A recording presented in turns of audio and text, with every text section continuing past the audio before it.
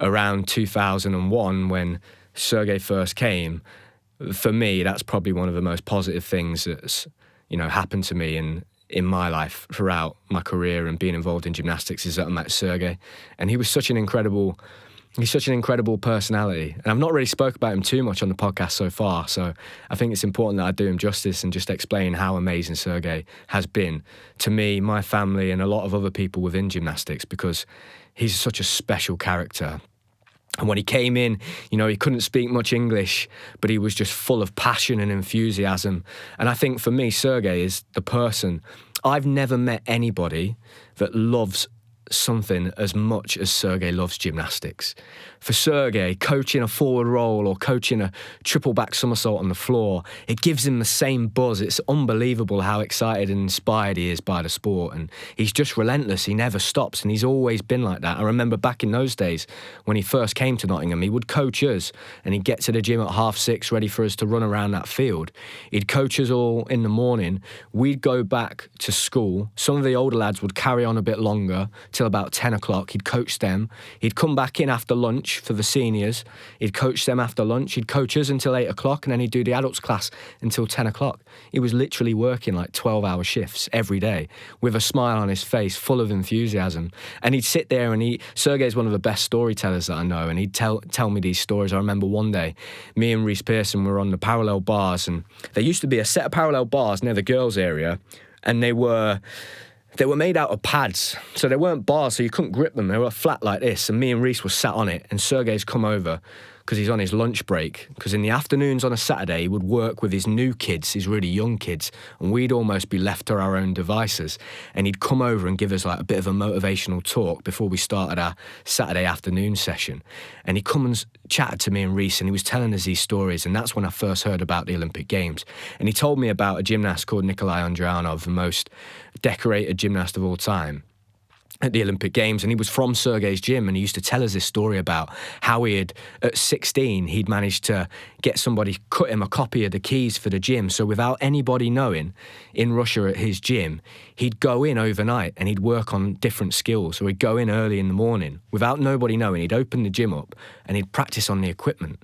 And I used to think, wow, this is amazing. And I used to think about how I could cut my own key for the gym and go in before anybody else and learn skills and stuff. But those stories that he used to inspire me with, and everybody else in the gym, I think it says a lot about him, his character, and just how much gymnastics means to him and how important it is to him to work with young people. And, when we were kids, when Sergey became the junior national coach, he was always the coach that would be knocking on your door at 10 o'clock at night. And anybody that listens to this that has had that knock from Sergey at 10 o'clock, you answer the door and Sergey says, "Boys, are you ready for bed?" And most of the time we'd pretend to turn the lights off and we'd switch the TV off with our PlayStation. We'd say, "Yeah, sir, we're going to bed. And then we'd wait for 5 minutes for him to go and check everybody else's door. And you'd hear him knock on the next person's door. And we used to think, I'm 16. Why is this guy? He's not my mum. Why is he telling me to go to bed at 10 o'clock? And we just thought he was trying to control us. And, when you're a 16-year-old lad, you don't like anybody telling you what to do. It wasn't until years later, when I was 24 and Sergey had left his role within British Gymnastics, he'd come back to Nottingham and we went to a GB training camp and he went as my personal coach. And all these young lads, these junior gymnasts that he had coached, in the past 10 years, decade, at that training camp, they just all ran up to him and just grabbed him and hugged him. And I thought, wow, that's incredible, because they weren't doing it for any other national coaches. And I wondered, what is that like? What was that? And I realised what it was that Sergey really cared. He cared that much that on a Monday, Tuesday, Wednesday night when it was raining and he could have just stayed in his room and he was tired from coaching, he'd make the walk all the way down to where we were staying at Lilleshall. He'd knock on everybody's room. He'd make sure he had their room number and he'd make sure that they were in bed. They were trying to get enough rest ready for training the next day. And it's not at that age at 16 when you appreciate that. It's 10 years down the line when you go, that guy cared. He really had my best interests at heart. So that was part of Sergey's magic, I think. And, he had such a positive impact on my life. And towards the end of my career, more than anything, he became my best friend. Growing up, I spent more time with Sergey than I did my mum and dad. I spent 6 or 7 hours a day with him, every 6 days a week for 20 years of my life. And my mum used to joke that if there was a burning building and it was between my mum and Sergey, I'd pick Sergey, which is quite funny. That does make me laugh.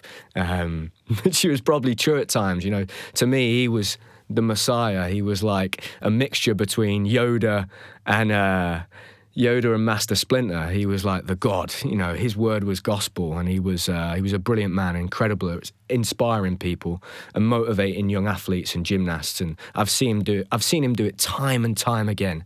And that will never change. I'm sure he'll be coaching for the rest of his life. He's just got a really cool job. He's going to be working in Ireland. He's going to be involved with the Irish setup. He's going to be out there with one of his former gymnasts, Andy Smith. So that's really exciting for him. And I know he's going to go on to do incredible things there. And I think the most beautiful thing I ever saw in gymnastics, the most incredible thing I ever saw, it was towards the end of my career. I was stretching out on the floor.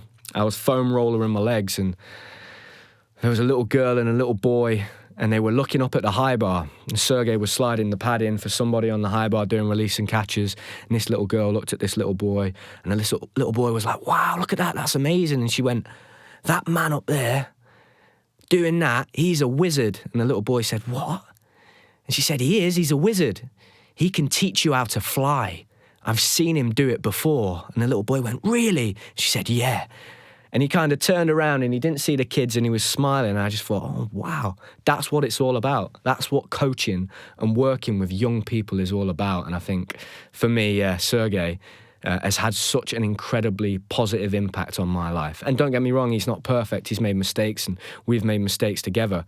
But wow, how lucky I was that he walked into my life in 2001. And we're still best friends to this day.